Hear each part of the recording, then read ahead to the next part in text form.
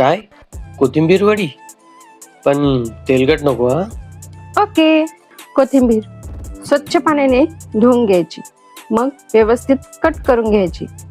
नंतर लसण मिरची ठेचून घ्यायचा. कढईमध्ये तेल आणि ठेचलेला लसण मिरची, हळद आणि पाणी टाकायचं. यामध्ये कोथिंबीर टाकून व्यवस्थित परतून घ्यायची. मीठ टाकायचं आणि 1 मिनिट वाफ येऊ द्यायची.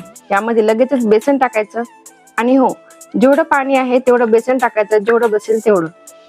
व्यवस्थित हटून घ्यायचं आणि एकजीव करायचं. एकजीव झाल्यानंतर लगेचच चेक करायचं.